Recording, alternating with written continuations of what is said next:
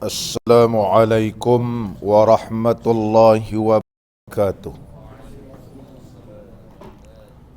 Alhamdulillahilladzi ja'ala ahadithan nabiyyil mustafa fil ihtida'i mithlan nujum wa ashhadu an la ilaha illallah wa anna muhammadan rasuluhu alladzi a'tahu asraral ulum. Wassalatu wassalamu ala afdali khalqihi Muhammadin al-mab'uthi bil mu'jizat wa ala alihi masabihi dilalat wa ashabihi anjumil hidayat. Allahumma aftah alaina futuhal arifin warzuqna fahman nabiyyin wa ilhamal malaikatil muqarrabin. Ya Hayyu Ya Qayyum Ya Rabb Musa wa Harun wa Nuh wa Ibrahim wa Muhammadin sallallahu alaihi wasallam. Akrimna bi jawdatil hifzi wal fahmi warzuqna al hikmata wa thabata az-zihni wal aqli wal hilmi wal ilmi wan najahi fid dunya wal akhirah bihaqqi sayyidina Muhammadin sallallahu alaihi wasallam ya rabbal alamin. Amma ba'd. Alhamdulillah, syukur kita kehadrat Allah Subhanahu wa taala kerana dapat kita sama-sama pada malam ini mempelajari beberapa hadis-hadis baginda Rasulullah sallallahu alaihi wasallam menerusi kitab Lubabul Hadis yang telah dikarang oleh atau disusun oleh Al-Imam Al-Hafiz Jalaluddin Abdul Rahman Ibnu Abi Bakar As-Sayuti yang lahir pada tahun 849 Hijriah dan meninggal dunia pada tahun 911 Hijriah. Kitab beliau telah disyarahkan oleh Syekh Ali Abdul Rahman Al-Kalantani dan diberi judul Al-Jauharul Mawhub. Al-Imam As-Sayuti rahimahullahu ta'ala, beliau digelar sebagai Ibnul Kutub, iaitu anak kitab, kerana ianya lahir di celah-celah kitab. Mak dia melahirkan Syekh Jalaluddin As-Sayuti ini di celah-celah kitab, ketika mana mengambil kitab yang disuruh oleh ayah dia. Jadi ketika tu dia mengandung, ayah dia pun suruh ambil kitab. Ibu dia ni sedang ambil kitab, ketika itulah sakit dan melahirkan anak di celah-celah kitab. Di celah-celah kitab. Mana seketika mengandung lagi, mak dia ni memang tahu nama kitab. Sebanyak-banyak kitab tu, ayah dia kata ambil, suami dia kata pergi ambil kitab ni, ambil kitab ni, dia boleh tahu. Sebab itu Imam Sayuti ni alim. Boleh dianggap sebagai seorang yang mujtahid mutlak. Dia merangkumi semua ilmu, sama ada ilmu hadisnya, ilmu tafsirnya, ilmu fiqahnya, semua ilmu dia kuasai. Syekh Jalaluddin As-Sayuti rahimahullah ta'ala berasal daripada Mesir, berasal daripada Asyut. Ibu beliau, ia adalah seorang ummul walad, iaitu bukan seorang yang merdeheka. Kerana ayah dia kalau kahwin dengan perempuan merdeheka, tak boleh main suruh-suruh. Jadi ayahnya seorang yang alim, memang kuat membaca, penuh kitab rumah dia ni. Kahwinlah dengan Ummul Walad. Ummul Walad. Kerana dia lahirkan anak Imam Sayuti ni, jadi dia, anak ni dimerdehekakan, anak ni merdeheka. Dan ibu dia ni dinamakan Ummul Walad dalam istilah ilmu fiqh. Oleh sebab itu ayah dia kata, pergi ambil kitab sana. Mana suami dia kata, pergi ambil sana. Sebab dia Ummul Walad. Ummul Walad. Maka lahirlah anak yang begitu alim, iaitu Syekh Al-Hafiz, yang telah menghafal lebih daripada 600,000 hadis dari sudut sanad dan matannya. Al-Hafiz Jalaluddin As-Sayuti rahimahullahu ta'ala. Dan kitab ni adalah kitab yang begitu penting. Jadi Syekh Ali Abdul Rahman Al-Kalantani rahimahullahu ta'ala dengan inisiatif diri dia menterjemahkan kitab ni dan disyarahkan mengikut kesesuaian dalam negara kita, dan ditambahlah beberapa hadis-hadis yang lain sehinggalah jadi satu permata yang cukup berharga yang dinamakan Al-Jauharul Mauhub. Al-Jauharul Mauhub. Muslimin dan muslimat yang dirahmati oleh Allah.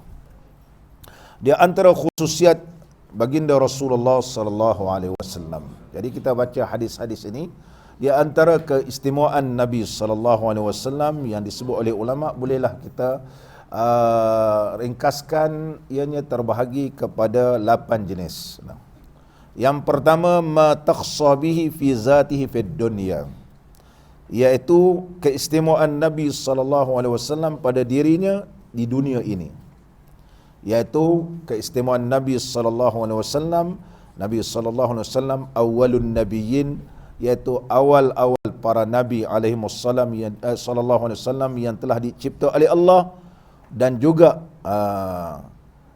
Nabi sallallahu alaihi wasallam mendahului di sudut kenabiannya, sebagaimana yang disabdakan fakana nabiyyan wa adamu munjadilun fi tinatihi, adalah Nabi sallallahu alaihi wasallam telah diangkat menjadi nabi, sedangkan Nabi Allah Adam masih lagi dalam ciptaan. Jadi Nabi Allah Adam masih lagi dalam ciptaan. Dia ambilkan beberapa jenis tanah, masih lagi dalam ciptaan, tapi Nabi sallallahu alaihi wasallam telah dilantik menjadi nabi. Hanya belum dilahirkan, tapi telah dilantik menjadi Nabi sallallahu alaihi wasallam.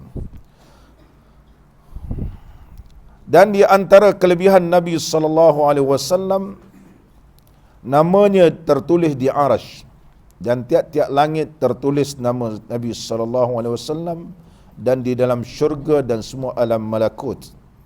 Dan para malaikat tiap-tiap waktu menyebut nama Nabi sallallahu alaihi wasallam. Innallaha wa malaikatahu yusalluna 'alan nabi ya ayyuhalladzina amanu sallu 'alaihi wa sallimu taslima. Sungguh Allah dan para malaikat senantiasa berselawat ke atas junjungan Nabi sallallahu alaihi wasallam. Orang yang beriman, perbanyaklah kamu selawat dan salam ke atas Nabi sallallahu alaihi wasallam.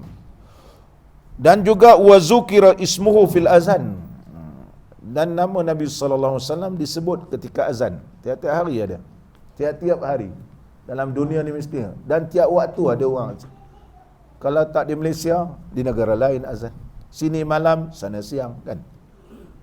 Sini zuhur, tempat lain maghrib. Sini maghrib, sana zuhur. Nampak? Sentiasa begitu. Sentiasa. Dan seterusnya yang kedua, ulama menyebut ma takhsa bihi ummatahu fi syar'ihi, adalah khusus bagi umat Nabi sallallahu alaihi wasallam. Dan khusus kepada umat Nabi sallallahu alaihi wasallam. Di antara khusus bagi umat Nabi sallallahu alaihi wasallam, iaitu Nabi bersabda, ju'ilat li al-ardu masjidah, bumi ini dijadikan kepada aku tempat semayang. Di mana-mana pun kita boleh solat. Di mana-mana pun kita boleh solat. Kita di kebun pun boleh solat, kita di kedai ke boleh semua solat. Berbeza umat sebelum ini, kalau nak mendirikan sembahyang mestilah dalam rumah ibadat. Jadi tidak ada alasan umat Nabi sallallahu alaihi wasallam tak mau sembahyang, sebab bumi ini telah dijadikan oleh Allah tempat sembahyang. Wa turbatuhu tahura, wa turbatuha tahura, dan debu ataupun tanahnya adalah suci. Kalau tak ada air boleh bertayamum. Dan keistimewaan umat Nabi sallallahu alaihi wasallam iaitu tayamum dan wudu. Itu keistimewaan kita ni. Ada tayamum dan ada wudu. Tak ada boleh wudu, boleh tayamum. Umat dulu tak ada. Dan di antara keistimewaan umat Nabi sallallahu alaihi wasallam ni, ada azan, ada iqamah. Nampak ada? Ada azan, ada iqamah. Ini satu keistimewaan kita ni. Umat dulu tak ada azan, tak ada iqamat. Tapi kita nak ada azan dan iqamat. Ambillah peluang yang Allah berikan keistimewaan kepada kita ni. Menjawab azan dan juga iqamat. Maka kalau umat Nabi sallallahu alaihi wasallam tak mengambil peluang ini, Allahu akbar, Allah dah muliakan dia tak mau juga. Orang azan dia tak jawab azan, tengok cerita, tengoklah drama dan sebagainya. Allahu akbar. Tak berterima kasih ni. Tidak berterima kasih. Dan keistimewaan umat Nabi sallallahu alaihi wasallam iaitu sembahyang 5 waktu Semayang 5 waktu. Istimewa. Dan juga semayang fardu isyak. Kita ni ada semayang fardu isyak. Yang mana besar kelebihan semayang fardu isyak secara berjemaah. Kalau kita semayang berjemaah semayang fardu isyak ni, kemudian kita semayang ba'diyah, nanti kalau kita nak niat bertahajud, tak terbangun tahajud. Tak terbangun. Dan kita baca Amanar Rasul bima sebelum tidur, nanti bangun-bangun dah waktu subuh, kita semayang sunat subuh, semayang sunat sebelum subuh, kemudian semayang fardu subuh, seperti seolah-olah mendirikan atau membangun sepanjang malam. Sepanjang malam. Dan seterusnya lagi. Banyak kelebihan yang Allah beri pada umat Nabi SAW ni, dia antaranya juga, iaitu memulakan semayang dengan takbir. Allahu Akbar, mula semayang dengan takbir ni, tidak ada umat sebelum ni. Kerja umat Nabi SAW. Dan amin, tidak ada umat sebelum ni amin. Selepas baca Fatihah amin ni, kecuali umat Nabi SAW. Jadi kalau Jeffrey tak dapat amin sama-sama imam dalam hidup kita ni, tak banyak amin, rugi ya. Kalau kita sama amin dengan imam, Allahu Akbar, banyak dapat kelebihan. Kelebihan semayang berjemaah. Amin. Ini satu keistimewaan Allah beri. Dan juga menghadap kiblat. Begitu juga, menghadap kiblat. Dan saf dalam semayang sama dengan saf para malaikat. Allah. Ini dia antaralah. Dan yang ketiga, banyak keistimewaan ni saya tak baca semua. Itu di antaranya. Dan di antaranya lagi fima ikhtassa bihi fi zati fil akhirah. Dan keistimewaan Nabi SAW di akhirat nanti. Di akhirat nanti. Yang pertama, Nabi SAW yang pertama akan dibangkitkan di akhirat. Dan Nabi SAW yang awal yang sedar ketika dibangkit pada akhirat. Yang lain semua terpinga-pinga. Ketika itu Nabi dibangkitkan dalam keadaan ia sedar. Tak ada terpinga. Kita besok belum tentu.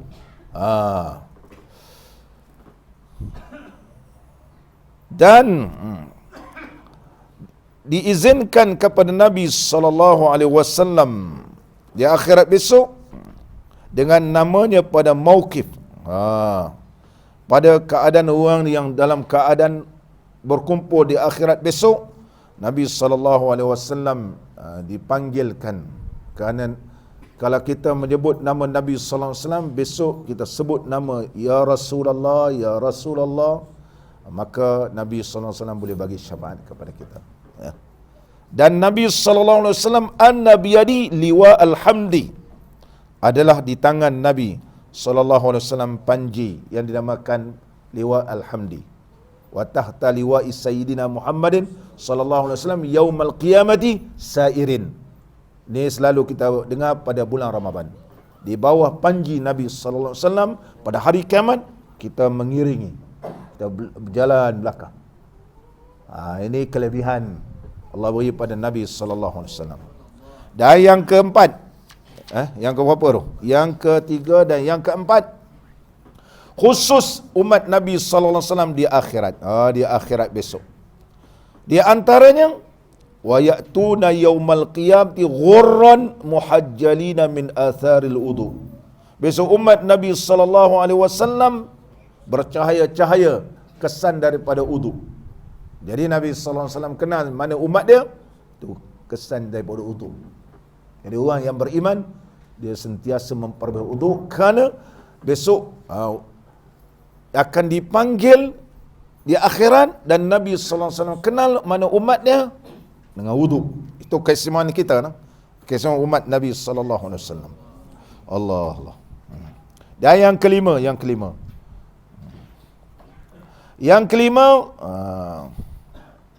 wa makhtassa bihi minal wajibat. Dikhususkan kepada Nabi sallallahu alaihi wasallam daripada yang wajib-wajib.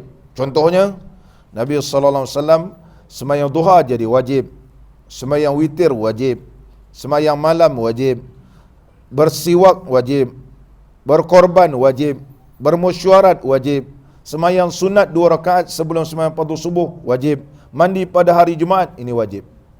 Ini bagi Nabi sallallahu alaihi wasallam. Adapun khusus, dan yang keenam, dikhususkan kepada Nabi sallallahu alaihi wasallam yang haram, itu khusus kepada Nabi sallallahu alaihi wasallam haram menerima zakat dan sedekah ke atas dia.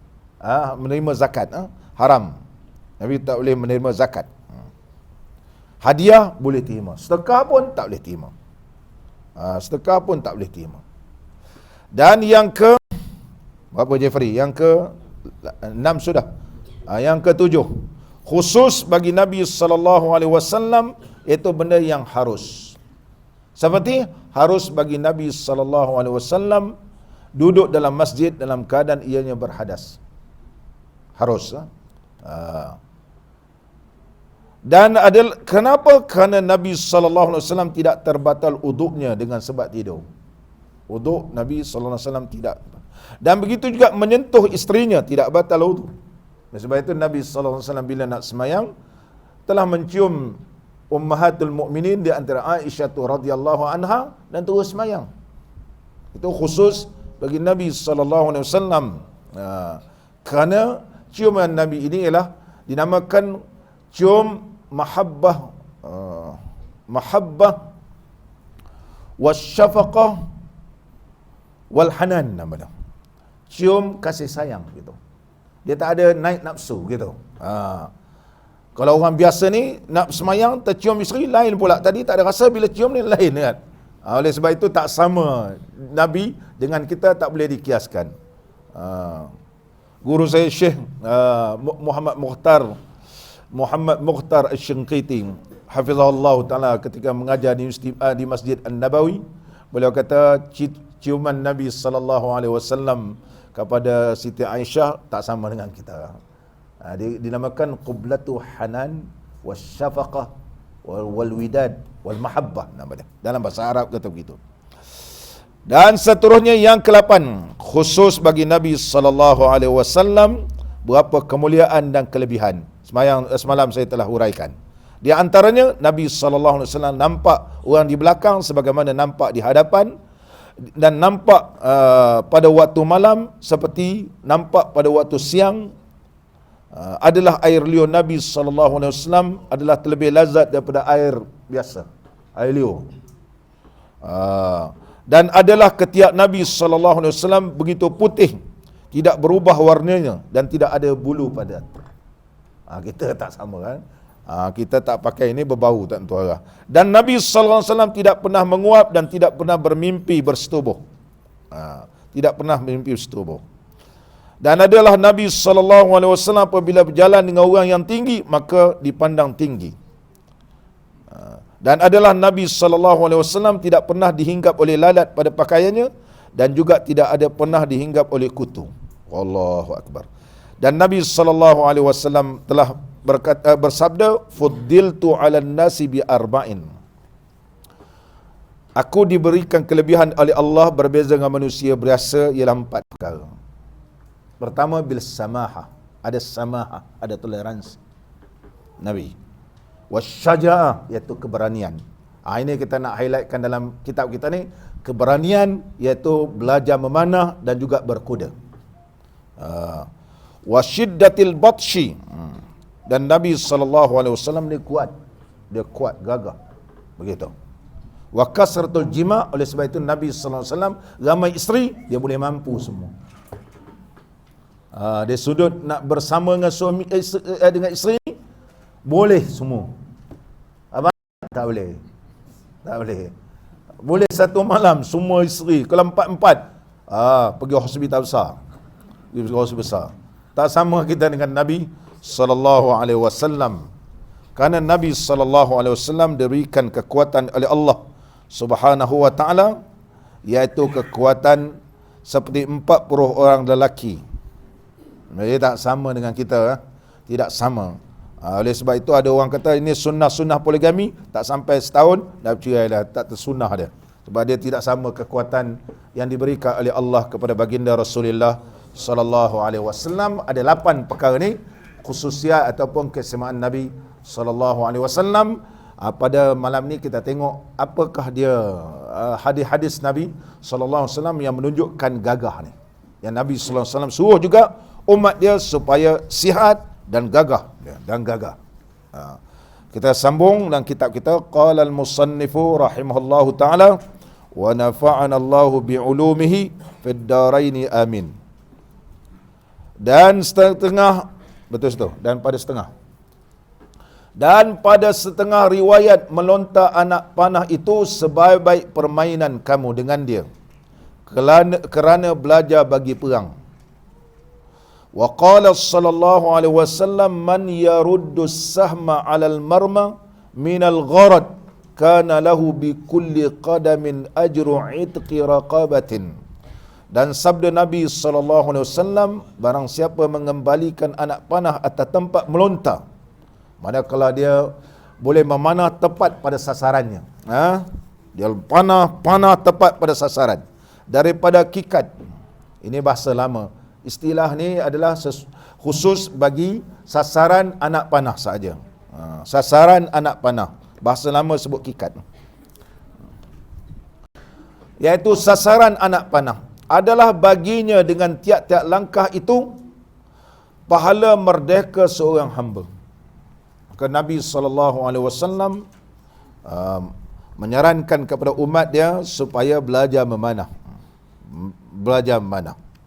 Banyak hadis-hadis Nabi SAW, sehingga ulama ada mengarang kitab Fadilatul Ramyi, kelebihan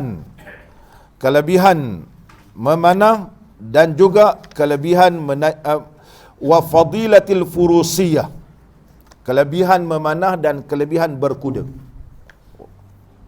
Banyak hadis-hadis Nabi SAW yang mengajarkan kepada kita kelebihan memanah dan kelebihan berkuda. Di antaranya diriwayatkan daripada Abi Hurairah radhiyallahu an, katanya anna Nabiy sallallahu alaihi wasallam qala man ta'allama ar-ramya thumma nasiyahu fahiya ni'matun jahadaha. Abu Hurairah radhiyallahu an berkata bahawa adalah Nabi sallallahu alaihi wasallam bersabda, barang siapa yang telah mempelajari memanah kemudian dia melupakannya, maka hal tersebut adalah suatu nikmat yang telah dikufurinya. Diriwayatkan oleh Imam Bazzar. Imam Bazzar ni orang pandai memanah. Sahabat saya pandai memanah, Ustaz Ridwan. Dia ada ijazah memanah. Dia ada ijazah memanah. Memanah zaman kerajaan Osmaniyah macam mana. Dia ajarlah saya mana, saya tak pandai mana kan. Dia sampai manah boleh naik kuda panah begitu aja, tak payah gitu. Dia ada cara tarik dia. Bagaimana para sahabat Nabi SAW yang telah kita baca saat yang telah didoakan oleh Nabi SAW hebat dalam memanah.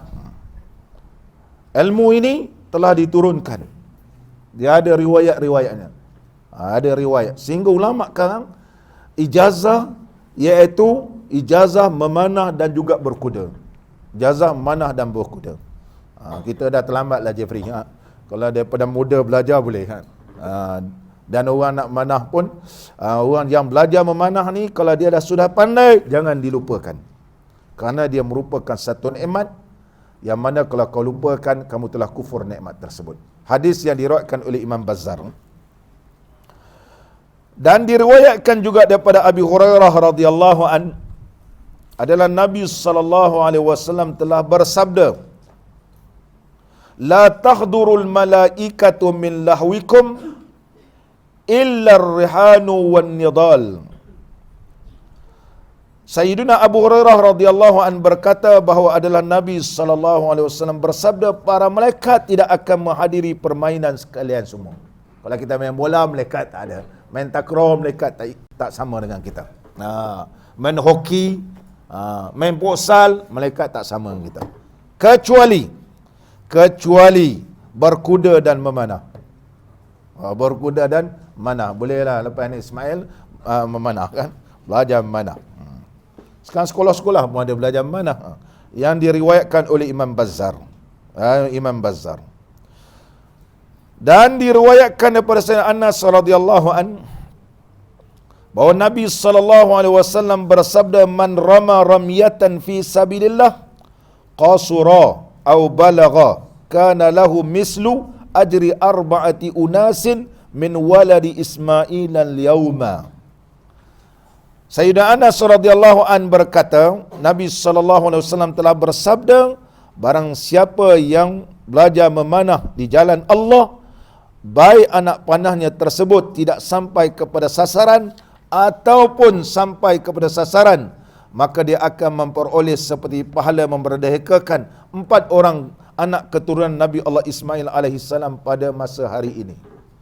Mana orang yang belajar ni kena niat belajar untuk fi sabilillah. Manalah tahu sampai satu tahap nanti dah minyak dah tak ada, senapang pistol ni dah tak boleh dah. Kalau ikutkan begitu tanda-tanda nak berlakunya kiamat, tak ada lah kita kata orang pakai pistol senapang, satu ketika tak ada senapang, tak ada pistol dah. Tak ada senapang, tak ada pistol. Sekarang ya, sampai satu tahap, ketika itulah kembali kepada memanah dan juga berpedang dan berkuda. Itu dah sampai tahap nak kiamat. Itu tahap nak kiamat. Dan di antaranya riwayat daripada Abi Hurairah radhiyallahu an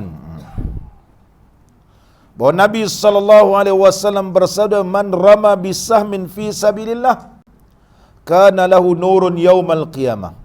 Sesiapa yang melepaskan anak panahnya di jalan Allah, maka baginya cahaya pada hari kiamat. Allah, banyaknya dalil-dalil di sudut kelebihan memanah. Dan di antaranya yang diriwayatkan daripada Abi Darda radhiyallahu an bahawa Nabi sallallahu alaihi wasallam telah bersabda, man masya bainal ghardaini kana lahu bi kulli khutwatin hasanatun. Nabi sallallahu alaihi wasallam bersabda, barang siapa berjalan di antara 2 sasaran memanah, maka dia akan memperoleh satu kebaikan dengan setiap langkahnya. Mana kelebihan orang belajar memanah ni.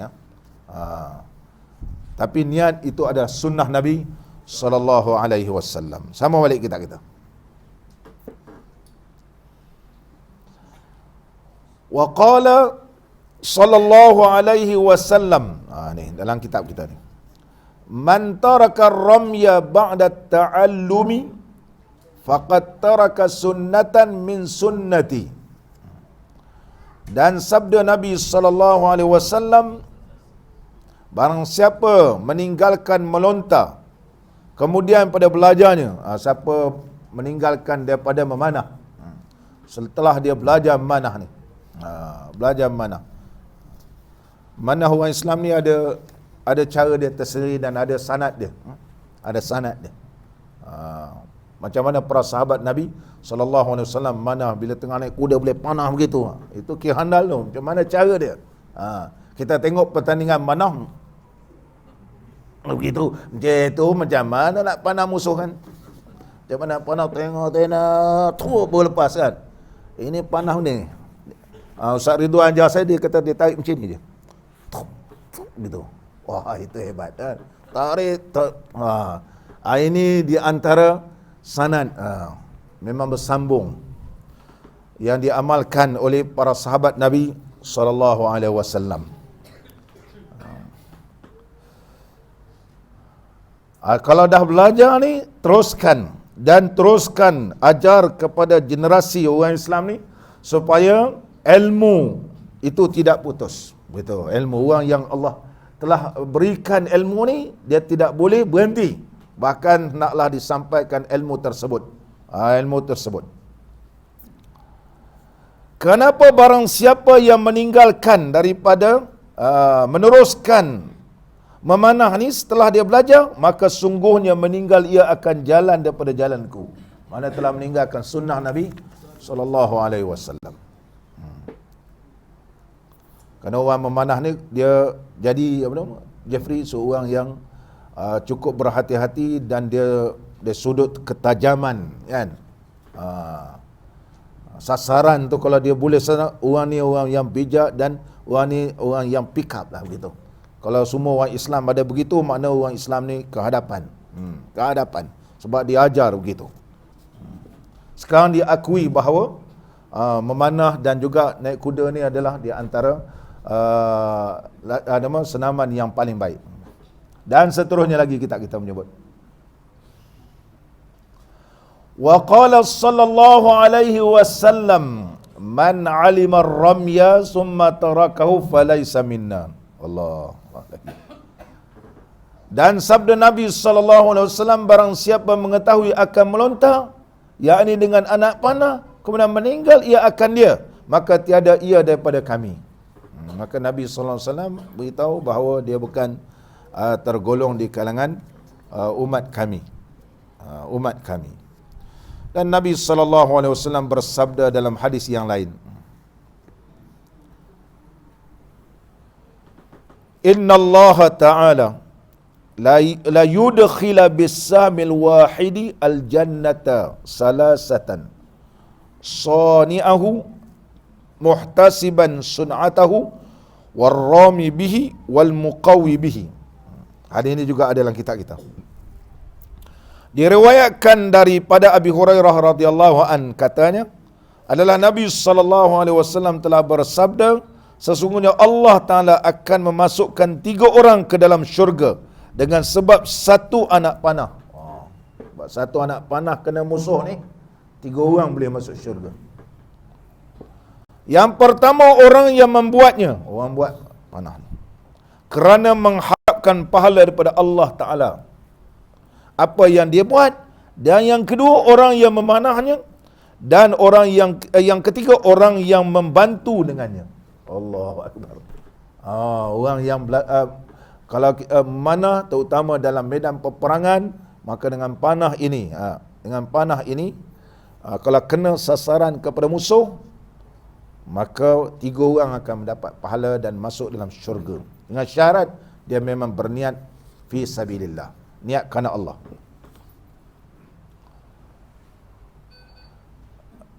Kemudian lagi, wa qala sallallahu alaihi wasallam,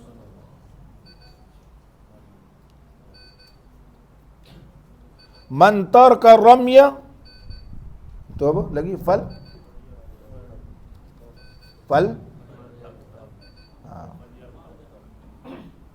irtama yartami, ya, irtama yartami, ya. Asalnya rama yarmi, ifta'ala yafta'ilu. Man taraka ramya fartam, asalnya fartami, fartam dibuang ke huruf elatnya. Dan sabda Nabi sallallahu alaihi wasallam, barang siapa meninggalkan melontar, yakni hingga lupa akan dia daripada dia manah ni, maka hendaklah mengulangi melontar ia. Mana kalau dia ni sebelum ni pernah belajar memanah, kemudian dia meninggalkan ilmu tersebut, dia kena teruskan. Tak boleh berhenti terus. Tak boleh kata, abang dulu terem manah, dia kata. Terem manah sekarang ni, dah tua-tua ni, tak ada dah, dia kata. Anak-anak pandai, anak-anak pun tak pandai. Cucu lagi tak tahu, dia kata. Maka berdasarkan hadis ini, Nabi SAW cukup tak suka. Kalau dah tinggal, kena teruskan. Sebagaimana yang diriwayatkan daripada Sulaiman At-Taimi radhiyallahu an, katanya adalah Nabi SAW telah bersabda, yu'jibuhu an yakuna ar-rajulu sabihan ramiyan. Rasulullah SAW sangat menyenangi, sangat takjub, sangat begitu seronoklah siapa dia seorang lelaki yang pandai berenang serta memanah. Maka Nabi SAW suruh belajar berenang dan juga belajar memanah. Dan juga dalam riwayat yang lain bahawa Sayyidina Umar radhiyallahu an telah menulis kepada penduduk Syam, allimu auladakum as-sibahata wal furusiyah, ajarlah anak-anak kamu berenang serta bermain kuda. bermain kuda. Jeffrey boleh berenang, ada berenang cerita ke belakang kuak gitu kan. Ini semua berenang. Kita berenang cara orang kampung menyelam terus kan. Mengajar berenang.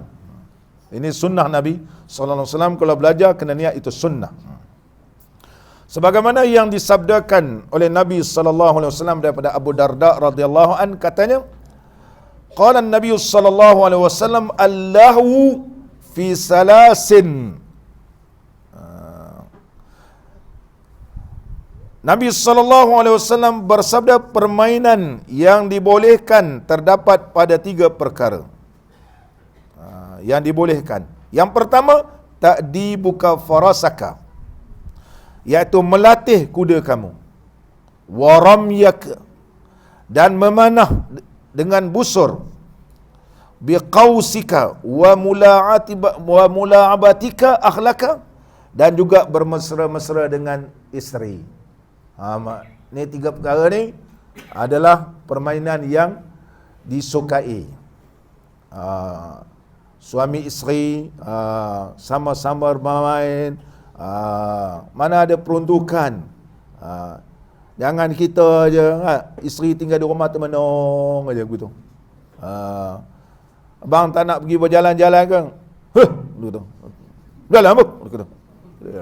Jadi dalam Islam suka bermain-main, berjalan-jalan bersama-sama. Tengok, orang putih yang buat. Orang Islam meninggalkan. Itu yang jadi porak pandai rumah tangga. Islam mengajar begitu. Untuk kebahagiaan. Untuk kebahagiaan. Sama balik kita. Wa qala an-nabiy sallallahu alaihi wasallam, man ta'allama ar-ramya summa tarakahu faqad asani. Dan sabda Nabi sallallahu alaihi wasallam, barang siapa belajar melontar atau memanah kemudian meninggal ia akan dia, dan tak mau dah meneruskan, yakni dengan uzur, maka sungguhnya telah menderhaka ia akan daku. Ini seorang yang sudah belajar memanah, jangan nak tinggal-tinggal begitu saja. Itu satu kelebihan yang Allah Subhanahu wa taala berikan kepada seseorang. Ini semua hadis memanah aja ni. Wa qala an-nabiy sallallahu alaihi wasallam, man rama bisahmin fi sabilillah asaba aw akhta'a kana lahu ajru itqi raqabatin. Dan seterusnya lagi, dan sabda Nabi sallallahu alaihi wasallam, barang siapa melontar dengan anak panah di dalam fi sabilillah, mengena ia, nampak, sama ada tepat sasarannya atau tersalah, adalah baginya pahala merdeka seorang hamba. Nampak? Sebab itu Nabi sallallahu alaihi wasallam bila bersabda ni, para sahabat bersungguh-sungguh belajar mana. Bila dia belajar mana, kalau sekarang ni belajar menembak lah kan.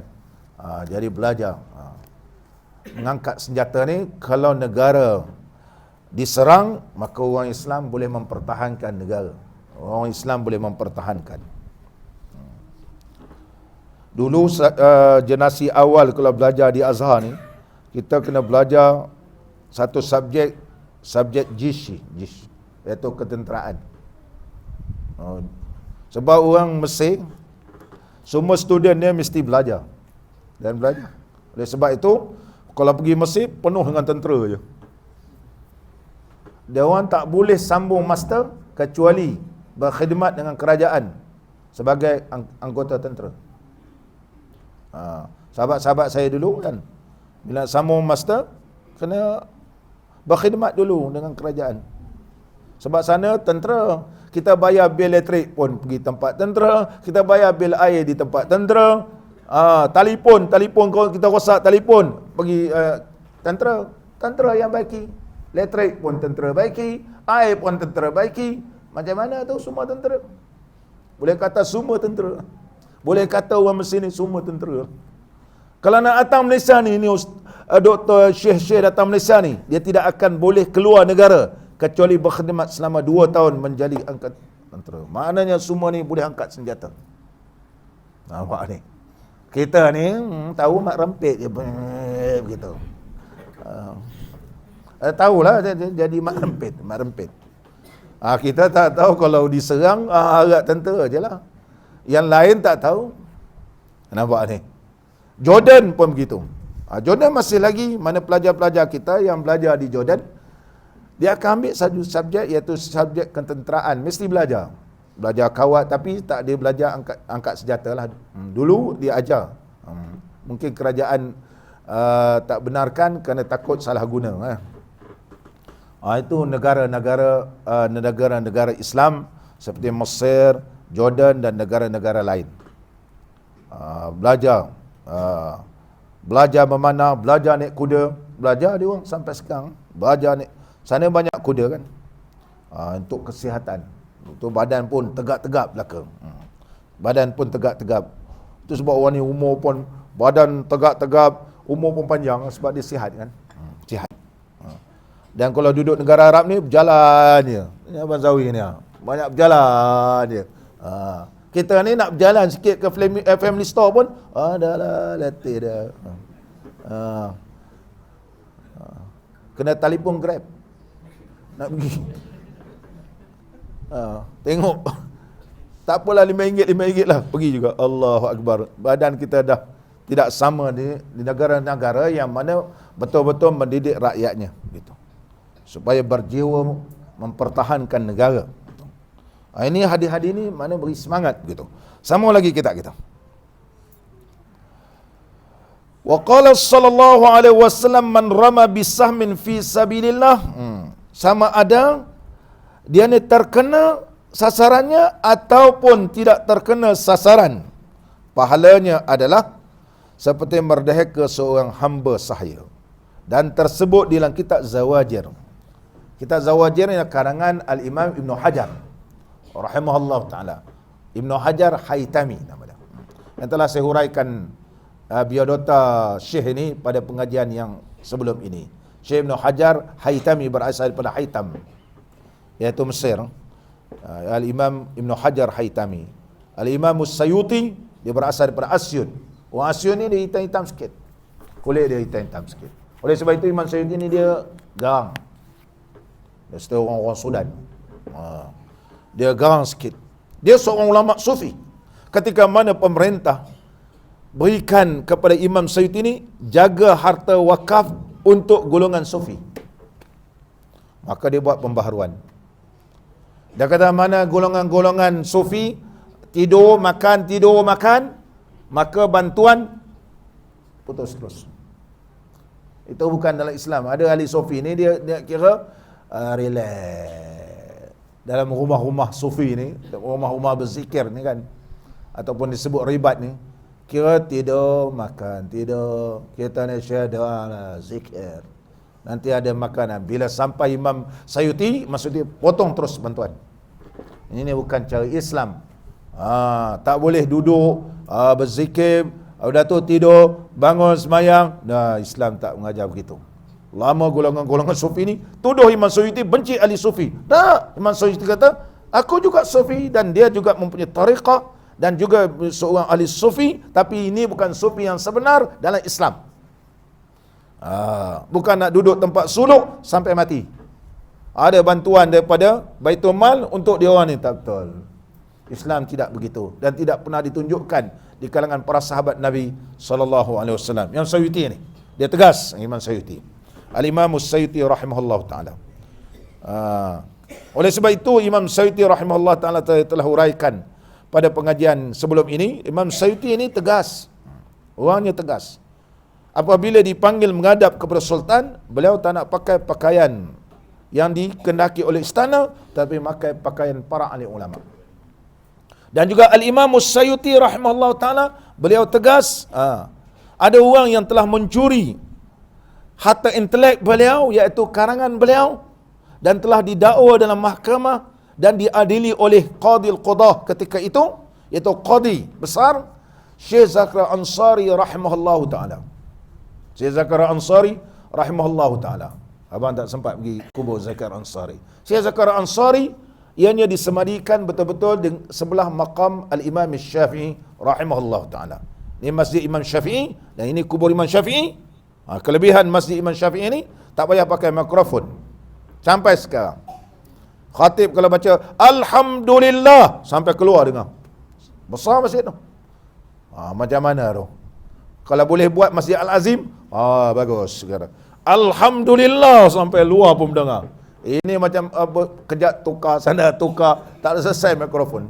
Makcik-makcik kata tak dengar ustaz, tak dengar. Orang pergi lari depan. Udah tu ada pula dalam tak dengar, kat luar lagi dengar. Itu pernah nampak makcik-makcik, kakak-kakak kat luar. Sebab di luar baru dengar, dalam tak dengar. Masjid Imam Syafi'i satu benda yang ajaib. Kalau baca khutbah, orang luar pun dengar. Hebat tak hebat dia punya engineer dia. Allahu akbar. Masjid ataupun berkat Al-Imam Syafi'i rahimahullah taala. Begitulah Syekh Zakar Ansari ditanam berhampiran dengan Al-Imam Syafi'i rahimahullah taala. Syekh Zakar Ansari telah mohon minta kepada Al-Imam Qustallani sebab minta maaf kepada Imam Suyuti sebab mengambil karangan-karangan ni tidak disebut Imam Suyuti. Tapi Imam Suyuti ni di hati dia keras kan. Sebab dah didakwa baru kamu nak minta maaf dengan aku. Jadi Imam Qustallani telah berjalan kaki begitu jauh, berpuluh-puluh batu nak menunjukkan bahawa dia memang nak minta maaf, tidak memakai kopiah dan tidak memakai kasut, pergi tempat suluk, tempat rumah ibadat Imam Suyuti ni, dia ketuk pintu. Man anta? Assalamualaikum Syekh. Waalaikumsalam. Man anta? Ana Al-Imam Qustallani. Saya datang berjalan kaki, tidak berkasut dan tidak menutup kepala. Mohon kemaafan kepadamu, wahai Al-Imam Suyuti. Imam Suyuti kata, lama dah aku minta maaf. Imam Suyuti tak buka pintu. Dah lah, khalas. Tak ada masa aku nak. Dia jenis begitu. Jadi Imam Suyuti ni keras sikit. Seorang yang keras. Kitab dia ni yang kita baca. Al-Imam Suyuti rahimahullah ta'ala. Dia nak ingatkan, jangan curi karangan orang. Jangan curi karangan orang. Karangan orang kena tulis, ni ambil daripada siapa. Jangan ambil tanpa menyebut siapakah yang mengarangnya. Dia nak beringat, kamu ulama, jaga ulama, isteri ulama kamu dan jangan kamu mencemar nama kamu. Itu penderaan Al-Imam Suyuti rahimahullah ta'ala. Al-Imam Ibn Hajar Haytami rahimahullah ta'ala ketika kecil dibawa oleh pakcik beliau untuk mendapat keberkatan para wali. Daripada Haytam, jauh Haytam ni. Lebih daripada kalau Perlis sampai ke Johor begitu. Lebih kurang begitulah. Daripada Haytam dibawa ke Tonto. Ziarah kubur wali Allah Sayyidina Ahmad Badawi. Dan mengambil tabarruk, mengambil keberkatan. Mengambil keberkatan.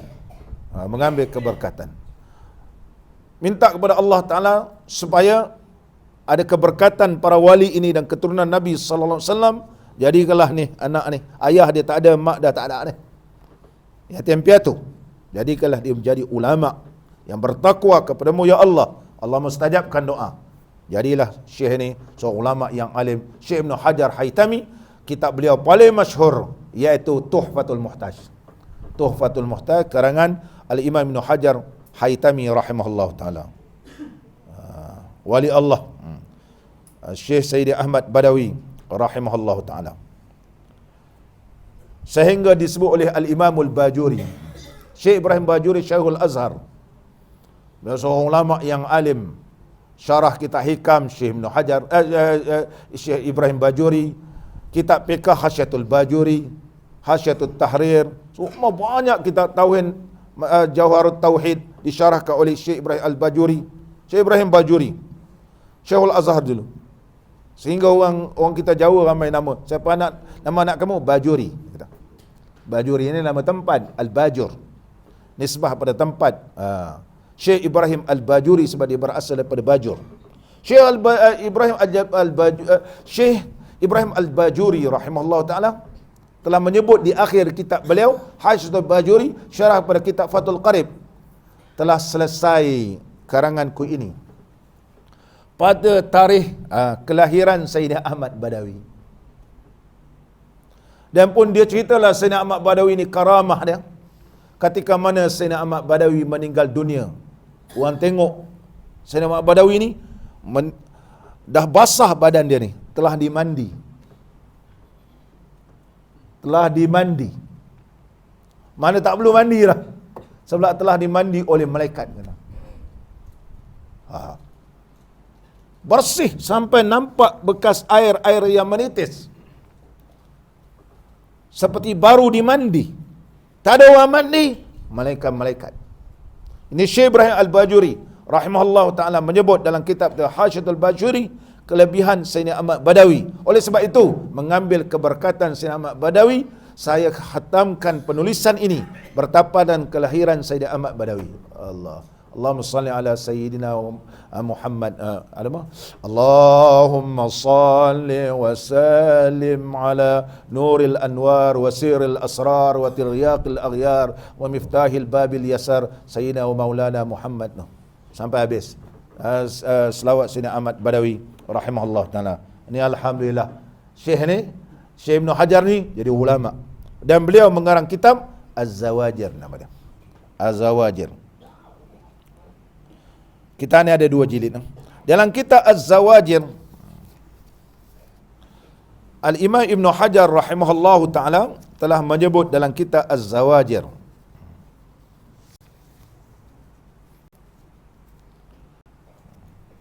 Qala Syekh Ibn Hajar rahimahullah ta'ala fi kitab Az-Zawajir, man syaba syaibatan fil Islam kanat lahu nuran yaumal qiyamah. Maksudnya,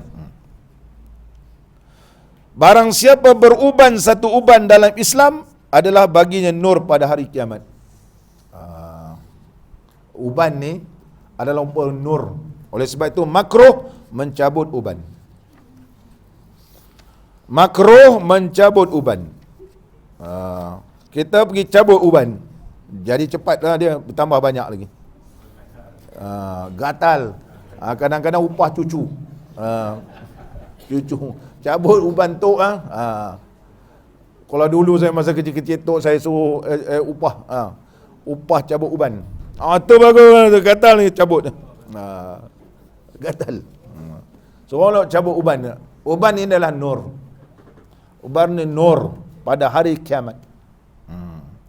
Dan hukum asalnya makruh tanpa ada sebab kalau kita cabut uban. Jangan dicabut. Jangan dicabut. Kecuali memang dah tak boleh, dah menggaru-garu, itu cerita lain. Kalau saja je seronok, hukumnya adalah makruh. Makruh. Adalah Nabi sallallahu alaihi wasallam. Nabi sallallahu alaihi wasallam dia tidak sama seperti kita. Baginda Rasulullah sallallahu alaihi wasallam ubannya begitu sedikit. Ubannya adalah sedikit. Dan diriwayatkan wa tufiya Rasulullah sallallahu alaihi wasallam wa laysa fi ra'sihi wa lihiyati 20 sya'ratan bayda. Ketika mana Nabi sallallahu alaihi wasallam wafat, tidak ada di kepala dan janggutnya melainkan 20 helai sahaja yang berwarna putih. Mana uban yang ada kat Nabi sallallahu alaihi wasallam ni tidak melebihi 20 helai. Janggut dengan rambut. Janggut dengan rambut. Rasulullah sallallahu alaihi wasallam. Wa qala Abu Bakr, ya Rasulullah, qad shibta. Ada kata syaba yashubu. Shibta. Wahai Rasulullah sallallahu alaihi wasallam, qad shibta. Sesungguhnya kamu telah beruban. Sayyidina Abu Bakar tanya, ada uban? Wa qala sallallahu alaihi wasallam, syayyabatni Hud wal waqi'atu wal mursalat wa amma yatasaalun wa idza syamsu kuwirat. Rawahu Tirmizi. Nak tahu sebab apa boleh beruban aku ni? Kerana turunnya surah Hud dan juga surah, dia kata, surah Waqi'ah, Mursalat, na amma yatasaalun, dan idza syamsu kuwirat, kerana dia menceritakan tentang kiamat, sehingga aku fikir benda ni sampai beruban kepala. Takutnya tentang hari kiamat sampai menyebabkan beruban. Allah, kita beruban pasal lain. Nabi sallallahu alaihi wasallam beruban sebab memikirkan tentang hari kiamat. Keadaan kiamat besok macam mana Allah. sedangkan sudah dijanjikan masuk syurga kepada baginda Rasulullah sallallahu alaihi wasallam. Jeffrey, berapa banyak ubat? Allah, banyak ubat dah. Nabi sallallahu alaihi wasallam isyruna, hanya 20 helai rambut dengan janggut 20 saja. Tukar warna harus, tetapi tidak boleh ditukar warna hitam. Warna hitam kecuali kerana peperangan. Adapun lain daripada itu dibenarkan menggunakan hinna ataupun kita hina ni, ataupun kita guna nama inai dibenarkan. Inai dibenarkan. Adapun bahan-bahan kimia yang boleh menghalangkan air sampai, jangan pakai. Ada bahan-bahan kimia sekarang ni yang boleh menyebabkan terhalangnya air sampai kepada dasar, tidak boleh, hukumnya tak sah mandi wajib nanti. Kalau kita ambil uduk nanti, kalau kita basuh pula dekat janggut, jadi tak sampai air, tak sah. Jadi pakailah hina, ataupun bahasa Arab sebut hinna. Mana bahasa Inggeris ni diambil pada bahasa Arab. Arab menyebut al-hinna. Dibenarkan. Dan dibenarkan berwarna hitam rambut, janggut apa semua kerana peperangan saja. Supaya musuh melihat, dia teropong, nampak bala tentera Islam ni semua muda-muda belaka. Rambut pun hitam, misai pun hitam, janggut pun hitam. Tak ada yang tua dia. Betul. Ketika itu dibenarkan kerana siasah. Kerana siasah syariah. Itu dia. Sama balik kita.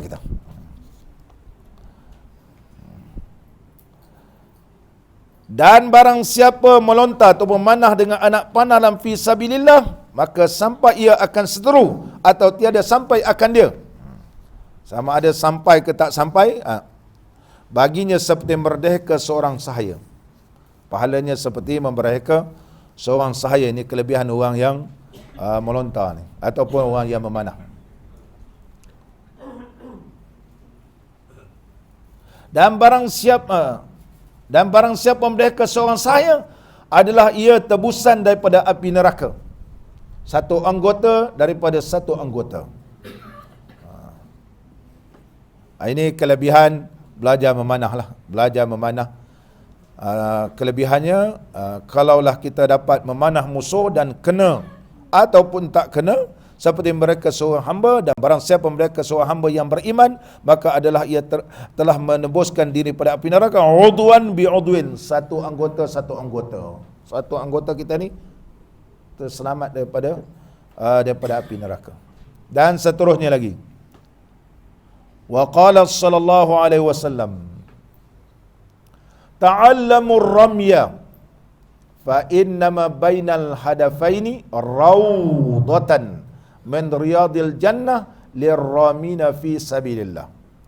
Dan sabda Nabi SAW, belajar oleh kamu akan melontar anak panah, maka bahawasanya barang yang antara dua kikat atau sasaran anak panah itu satu kebun daripada kebun syurga bagi segala orang yang melontar ataupun memanah di dalam fi sabilillah. Ini semua kelebihan memanah.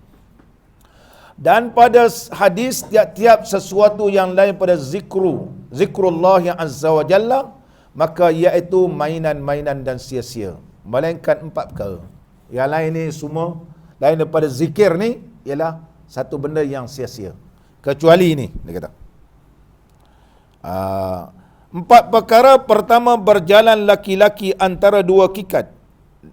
Mana lelaki yang berjalan, dia kata. Berjalan di antara dua sasaran. Masyur rajuli bainal ghardaini, iaitu berjalan di antara dua sasaran. Mana sambil berjalan dia memanah gitu. Mana musuh, tak payah tenang-tenang gitu. Mana di antara dua sasaran terus sambil berjalan boleh panah gitu. Macam cowboy tembak begitu. Ini memang permainan yang diradai oleh Allah, dia kata. Itu maksud dalam hadis Nabi dalam disebut dalam kitab kita ni, iaitu kelebihan memanah yang disebut oleh Nabi sallallahu alaihi wasallam bainal hadafain tu. Masyur rajuli bainal ghardaini wa ta'dibuhu farsahu. Dan yang kedua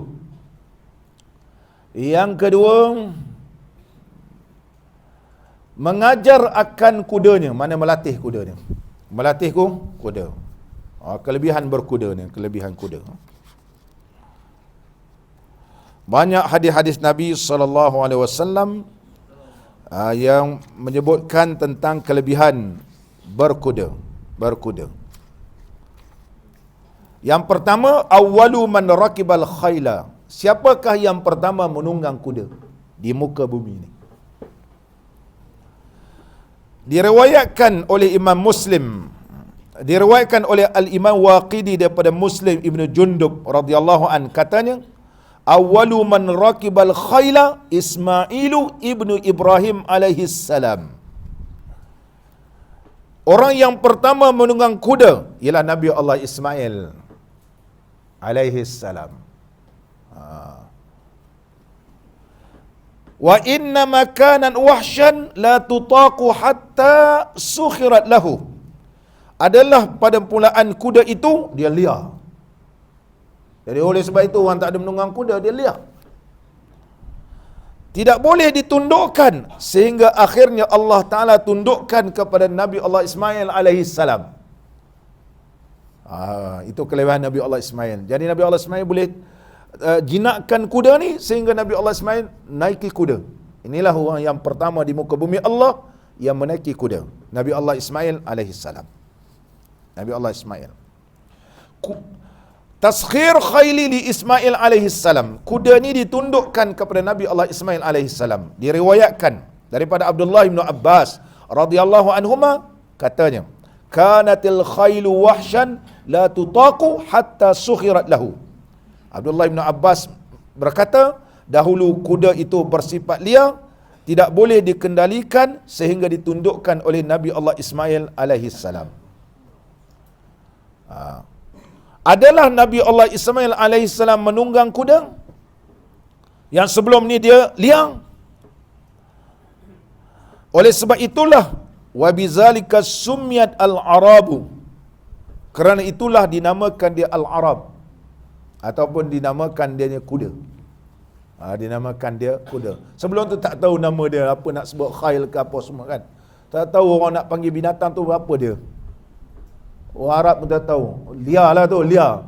Tapi semenjak itu kerana dia telah dijinakkan dan dinaiki oleh Nabi Allah Ismail AS, nama dia Khail. Maka nama dia masyhur jadi kuda. Nama dia jadi kuda. Muslimin dan muslimat yang dirahmati oleh Allah Subhanahu wa taala. Menaiki kuda. Jenis-jenis kuda ni pun disebut oleh Nabi sallallahu alaihi wasallam. Dia ada macam-macam nama kuda. Hadis tu tak banyaklah. Dan seterusnya lagi, fi nawasil khayli khairun. Kebaikan pada umbun-umbun kuda. Diriwayatkan daripada Abdullah bin Umar radhiyallahu anhuma, adalah Nabi sallallahu alaihi wasallam telah bersabda, al khailu ma'qudun fi nawasiha al khairu ila yaumil qiyamah. Sayyiduna Abdullah bin Umar radhiyallahu anhuma berkata bahawa adalah Nabi sallallahu alaihi wasallam bersabda, kebaikan akan selalu terikat di umbun-umbun kuda sampai hari kiamat. Umbun-umbun kuda. Oleh sebab itu menyapu umbun-umbun kuda ini banyak kelebihannya. Sebagaimana sabda Nabi sallallahu alaihi wasallam, yalwi nasiyata farasi bi usbu'ihi wa yaqulul khairu ma'qudun bi nawasil khairi ila yaumil qiyamah. Diriwayatkan daripada Sayyidina Jabir ibni Abdullah radhiyallahu an, katanya, aku melihat Nabi sallallahu alaihi wasallam membelai umbun-umbun kuda dengan jari baginda sallallahu alaihi wasallam seraya berkata, kebaikan akan selalu terikat di umbun-umbun kuda sehingga hari kiamat. Sehingga hari kiamat. Ini kuda. Dan kuda ni kalau kita bela dia, kuda ni berdoa kepada Allah Ta'ala. Ad-doa lil khail. Berdoa untuk kuda ni.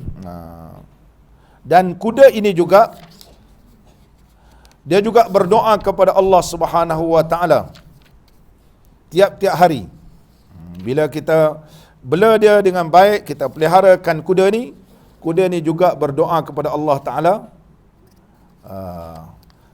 Bila tu? Waktu sahur. Sebagaimana yang diriwayatkan daripada Abi Zar radhiyallahu an, bahawa Nabi SAW bersabda, "Ma min farasin arabi illa yu'zanu lahu 'inda kulli sahrin bida'wataini yaqul Allahumma kama khawwaltani man khawwaltani min bani Adam faj'alni min ahabbi malihi wa ahli ilaihi." Daripada Sina Abi Zar radhiyallahu an, Nabi SAW bersabda, tidak ada seekor kuda Arab melainkan ianya akan mendoakan untuk tuannya dengan dua doa pada setiap waktu sahur. Nampak ni? Kalau Jeffrey beli kuda, kuda ni akan doa kita kalau kita jaga dia. Apa doa kuda ni? Kuda ni akan berdoa, "Ya Allah, sebagaimana engkau anugerahkan kepadaku seorang yang engkau anugerah kepadaku daripada Bani Adam, maka jadikanlah aku termasuk harta dan keluarganya yang paling dicintai." Ini doa kuda. Dan di antara kelebihan bela kuda ni, terselamat daripada syaitan. Terselamat daripada syaitan. Kalau bela kuda kerana Allah Ta'ala. Oleh sebab itu, Nabi SAW telah bersabda, tajuk dalam kitab hadis, "Hirasatud dar minal jin", pemeliharaan rumah daripada jin. Diriwayatkan bahawa Nabi SAW telah bersabda dalam mentafsirkan firman Allah Subhanahu wa taala dalam surah Al-Anfal ayat 60, "A'udzubillahi minasyaitonir rajim wa akharina min dunihim la ta'lamunahumullahu ya'lamuhum qala humul jin wala yukhayyalu syaitan insanan fi darihi farasun atiqun." Baginda sallallahu alaihi wasallam bersabda mentafsirkan firman Allah Taala dalam suratul Anfal, "Dan orang-orang selain mereka yang kamu tidak mengetahuinya sedangkan Allah mengetahuinya." Baginda sallallahu alaihi wasallam bersabda, mereka itu adalah jin dan syaitan tidak akan dapat membinasakan seorang manusia yang di dalam rumahnya terdapat kuda. Baikku, kuda. Jadi, apakah nama kuda baginda Rasulullah sallallahu alaihi wasallam? Kuda Nabi sallallahu alaihi wasallam yang pertama iaitu farasun ashqar, kuda berwarna merah. Nama dia Murtajiz nama dia. Sebab apa nama dia Murtajiz? Sumya bihi li husni sahilihi, kerana bunyi dia sedap didengar. Oleh sebab itu nama kuda ni ialah Murtajiz. Itu kuda baginda Rasulullah sallallahu alaihi wasallam. Wa kana lahu farasun adham, dan Nabi sallallahu alaihi wasallam juga ada kuda adham. Adham ni lah kuda warna hitam yang dinamakan as-sakbu. Nama dia as-sakbu. Sebab apa nama dia as-sakbu? Sakbu ni ialah mencurah asalnya, maksudnya. As-sakab ni yang berarti as-sabbu, mana mencurah. Tapi kenapa nama kuda Nabi sallallahu alaihi wasallam as-sakbu? Namanya as-sakbu kerana kasirul jari, dia bila berjalan dia pantas. Begitu. Banyak berjalan dia banyak berlari. Kerana dia banyak berlari, pantas. Oleh sebab itu nama dia as-sakbu. Ini kuda baginda Rasulullah sallallahu alaihi wasallam. Jadi Nabi sallallahu alaihi wasallam dia ada memelihara naqah, iaitu unta yang bernama Qaswa. Dan ada bagal. Ada bagal apa? Kaldai. Emat. Bukan. Bagal ni donkey, ya. Kaldai. Bagal, himar campur, kaldai campur dengan kuda. Bagal nama dia, bagal. Kaldai kacuk dengan kuda, nama dia bagal. Cerita piramid dia ada bagal. Ismu bagal. Bagal, nama bagalnya Duldul.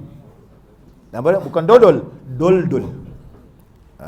Dan nama kaldai Nabi sallallahu alaihi wasallam Ya'fur nama dia. Nama dia Ya'fur. Nama bagal Duldul. Nama unta Qaswa. Nama kaldai Ya'fur. Nama kambing Ghaitha. Nama dia Ghaitha. Kenapa? Ghais, mencurah-curah susunya. Oleh sebab itu dinamakan Ghaitha. Nabi sallallahu alaihi wasallam meminum air susu kambing. Allahu akbar. Ini binatang-binatang yang diboleh oleh Nabi sallallahu alaihi wasallam. Nanti orang kata, Rasulullah ni kerja apa? Ada orang tanya saya, kerja apa? Binatang pun banyak. Jadi Rasulullah juga membela kambing, jaga unta, jaga kuda, nampak ni. Oleh sebab itu boleh menjadi pemimpin. Boleh jadi pemimpin. Kalau jenis orang tak sabar binatang ni, dia lepuk je binatang. Makan, degi kau ni, kata. Dia kata. Itu jadi orang tak sabar jaga binatang. Ini Nabi sallallahu alaihi wasallam tunjukkan, orang pemimpin ni mesti sabar, mesti orang yang kreatif, nampak ni. Boleh jadi pemimpin. Tak boleh bengis-bengis. Dan seterusnya lagi, sambung lagi kita. Muslimin dan muslimat yang dirahmati oleh Allah. Mana lagi kita tadi? Berhenti. Dan ketiga, bermain-main akan ahli, mana bersama-sama dengan ahli keluarga. Dan yang keempat, belajar berenang di dalam air. Nampak ni? Belajar berenang. Dan pada hadis yang sahih yang meriwayatkan Imam Ahmad, bermula kuda itu 3 bagi. Pertama, kuda yang ditambat akan dia. Kuda ni dia kata ada 3 jenis. Kuda ni ada 3 jenis. Yang pertama, kuda yartabidur rajul fi sabilillah, iaitu kuda yang ditambat, yang dilatih di dalam fi sabilillah. Ini dapat pahala besar. Maka harganya pahala, menunggangnya pahala. Lagi pinjamnya, saya tengok dia punya bahasa Arab, saman rukub ujrah wa ariyatuhu, pinjam, dan pinjamnya pun pahala. Itu kuda yang pertama. Kuda yang kedua, farasun yuqamiru alaihi rajulu wa yurahinu fasamanuhu wizrun wa rukubu wizrun. Dan yang kedua, yang dibuat bertaruh atasnya oleh laki-laki. Ini kalau buat judi. Ini tikam nombor ekor ni. Maka harganya berdosa. Dan menunggang akan dia berdosa. Saya dulu ada kat Bido kan. Ada orang tu, zaman arwah ayah saya dulu. Ini tak boleh tikam nombor ekor. Tak boleh tikam. Ini haram. Saya tak beli haram punya. Dia kata, saya tak beli haram, saya beli halal punya. Dia kata, dia tunjuk halal kerajaan. Dia faham yang haram tu, itu dekat kedai-kedai ubat, jual nombor ekor, kertas warna merah tulis tu. Yang cara tak sah. Dia kata, ini saya beli yang halal. Yang beli halal. Kacau. Halal. Benda tu adalah benda yang haram. Dalam edaman kesalahan jenayah kita, hadir ke tempat perjudian juga adalah merupakan satu kesalahan. Jangan pakcik-pakcik nak pak haji nak nengok-nengok nombor. Gitu. Masuk alam tu tengok. Datang penguasa tangkap, dia kata saya nak tengok. Siapa suruh tengok? Hadir sahaja sebab seolah-olah kita mempersetujui kan, dan meredha benda maksiat. Oleh sebab itu eneman kesalahan jenayah kita di negeri Melaka ni menyebut hadir ke premis perjudian. Hadir. Ada pula pakcik-pakcik ni kadang-kadang pakai helmet, nak bagi jangan orang kenal. Kau nanti orang kenal, oh ini yang mengaji ke surah duyung ni, ada pakai helmet, nak tengok ikut juga. Allahu akbar. Ada pakcik-pakcik tu kenal saya sebenarnya. Ada 2-3. Bila tengok saya begitu, terus mengaku dia. Terus mengaku. Allahu akbar. Dah tua-tua tak payahlah. Benda haram kan? Benda haram. Sambung balik kita. Atau dia kata, ataupun ditaruhkan dia, ataupun berjudi, maka harganya berdosa dan menunggang akan dia pun berdosa. Yang ketiga, kuda yang disediakan bagi belanja perut. Ini kita belanja perut ni, batanah ni makna kita beri makan, kita jaga dia, kita bela dia, pahala besar. Pahala dia besar. Ada dalam beberapa hadis Nabi SAW, di antara kelebihan kita memberi makan kepada kuda dengan tangan. Nabi SAW bersabda, man irtabata farasan fi sabilillah summa alaja alfahu biyadihi kana lahu bikulli habbatin hasanatun. Rawahu Ibnu Majah. Sabda Nabi SAW, barang siapa memelihara seekor kuda di jalan Allah, kemudian dia memberikan makan dengan tangannya, maka baginya pahala daripada setiap biji makanan yang dia beri makan. Nampak ni? Hadis yang kita baca ni, iaitu belanja perut, mana bagi makan. Maka mudah-mudahan adalah ia menuntut daripada kepapaan, insya-Allah. Menuntut pun. Dalam tengok dalam kitab Arab dia, bahawa kelebihan orang yang memberi makan ni, fa'asa an yakuna sadadan minal faqri. Nampak ni? Mudah-mudahan dengan memberi makan kepada kuda ni, dia akan sadadan minal faqri, menutupkan. Sadat ni maknanya, sadat ni kalau orang tu fakir, maka dapat ditampungkan sehingga dia tak jadi fakir, gitu. Ini sadat. Sadat. Sini menuntut daripada kepapaan, bukan menuntut. Dia menutupkan daripada kepapaan, Allah turunkan rezeki bagi dia. Sebagaimana dalam hadis-hadis yang lain yang menunjukkan kelebihan orang yang menjaga kuda ni lillahi ta'ala, niat sebagai sunnah Nabi SAW, kena jaga binatang ni, Allah murahkan rezeki dia juga. Mudah-mudahan apa yang kita bincang pada malam ini dapat keberkatannya, dan kita mohon pada Allah Ta'ala, Allah golongkan kita semua di kalangan hamba-hamba Allah yang bertakwa kepadanya. La ilaha illallah, la ilaha illallah, la ilaha illallah, Muhammadur Rasulullah, la ilaha illallah, la ilaha illallah, la ilaha illallah, Muhammadur Rasulullah. Rabbana Rabbana anta rahimuna wa syafi'una hina yaumin nadam. La ilaha illallah, la ilaha illallah, Muhammadur Rasulullah, wa huwa yasqi lana 'inda hawdil muna, fahani'an lana bijiwaril imam. La ilaha illallah, la ilaha illallah, la ilaha illallah, Muhammadur Rasulullah. Finnida ja'ana bihi ya sa'dana, fa'ajaba lana ummati ya salam. La ilaha illallah, la ilaha illallah, la ilaha illallah, Muhammadur Rasulullah. Qad safa waqtuna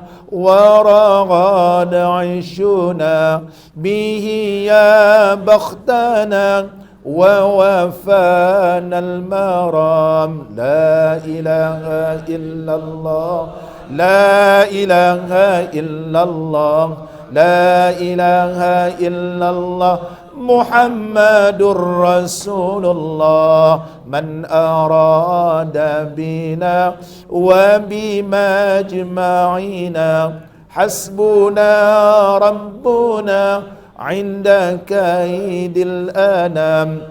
La ilaha illallah, la ilaha illallah, لا إله إلا الله محمد رسول الله ربنا أحينا بالتقى في الدنا من عذاب قنا لا نخاف في الزحام لا إله إلا الله لا إله إلا الله لا إله إلا الله محمد رسول الله ربنا اغفر لنا ولآبائنا الحقان بيننا في مقر السلام لا إله إلا الله لا إله إلا الله محمد رسول الله ربنا اغفر لنا ولآبائنا الحقان بيننا في مقر السلام لا إله إلا الله لا إله إلا الله لا إله إلا الله محمد رسول الله ربنا اغفر لنا ولآبائنا الحقان بيننا في مقر السلام لا إله إلا الله لا إله إلا الله لا إله إلا الله محمد رسول الله ربنا اغفر لنا ومشايخنا ولإخواننا المسلمين يا سلام لا إله إلا الله لا إله إلا الله محمد رسول الله واحفظ ديننا من ديون احمينا واختما بالتقى عند حسن الختام لا إله إلا الله لا إله إلا الله لا إله إلا الله محمد رسول الله والصلاة على من سما وعلى زار رب العلا حاز أعلى المقام. Tadi kita membaca qasidah, kita mohon pada Allah Ta'ala waqtiman bittuqa inda husnil khitam. Itu ya Allah ya Tuhan kami, matilah kami dalam keadaan bertakwa inda husnil khitam, ketika kita meninggal dunia. Jadi kita iringin la ilaha illallah Muhammadur Rasulullah. Mudah-mudahan bila kita baca ni la ilaha illallah Muhammadur Rasulullah waqtiman bittuqa indal husnul khitam, kita dimatikan dalam keadaan husnul khatimah. Syekh Kiai Ahmad Jamhuri rahimahullah taala, alhamdulillah dengan baca qasidah ni Syekh meninggal dunia dalam keadaan terbaik. Selepas berbuka puasa nisfu Syaban, semayang maghrib, itu rasa tak apa sihat. Tiba-tiba dia tak apa sedar, tak apa sihat, bawa ke Hospital Aziziyah. Maknanya dia meninggal dalam keadaan lepas berbuka dan lepas semayang.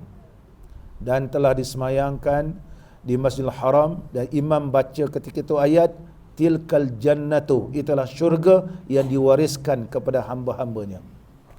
Allahu Akbar. Saya baru balik bawah ni, ada sahabat-sahabat daripada Kelantan, dia kata entah sempat dengan Syekh Kiai Jamhuri. Saya kata sempatlah, bacalah beberapa buah kitab. Dia kata Syekh ni karamah syukri, dia kata. Entah tahu cerita? Tak tahu. Dia kata ada sahabat ana hantar soalan macam Jeffrey nak pergi umrah, saya kata tolong bagi Kiai Jamhuri suruh dia jawab ni. Jadi yang dia wakilkan hantar surat ni buat umrah semua terlupa. Besok nak ni petang ni malam ni nak terbang baru dia teringat. Allah. Tak kirim dah ni kata. Cari-cari, pergilah rumah Pak Kiai. Dia kata, Pak Kiai ni ada Ustaz Kim. Dia kata, tak apa. Dia kata, kirim ni, saya pun ada juga nak kirim dengan Ustaz. Kim. Dia kata, balik Malaysia minta maaf lah Ustaz. Dia kata, soalan yang Ustaz suruh tanya tu, rasa Tok Syekh tak sempat jawab lah. Saya pun kelang kabut. Kata, minta maaf lah. Dia kata, Syekh dah jawab dah. Ni. Syekh bagi surat tu, jawab 1, 2, 3 sama ikut turutan. Ini sahibul qasidah. Macam kasyaf kan? Macam kasyaf. Soalan yang banyak soalan, dia ikut turutan 1, 2, 3, 4 jawab. Allahu Akbar. Ini karamah yang Allah berikan. Dan beliau pun ditanam di Ma'alla, sama dengan guru-guru Syekh Hasan Masyad, Syekh Ismail Zain Al-Yamani, Syekh Aminul Qutbi, semua Syekh Yasin Al-Padani. Allahu Akbar. Mudah-mudahan kita baca ni juga Allah beri berkat pada kita. Bismillahirrahmanirrahim. Alhamdulillah Rabbil Alamin, wassalatu wassalamu ala sayyidina wa nabiyyina wa habibina Muhammadin wa ala alihi wa sahbihi ajma'in. اللهم اجعل اجتماعنا بالرحمة وافتراقنا بالمغفرة وخاتمتنا بالسعادة وألهمنا الرشد والحكمة. اللهم حببنا في صلاة الجماعة وذكرنا بالموت كل ساعة واحشرنا مع النبي المصطفى صاحب الشفاعة. وصلى الله على سيدنا محمد وعلى آله وصحبه وبارك وسلم والحمد لله رب العالمين. أقم الصلاة.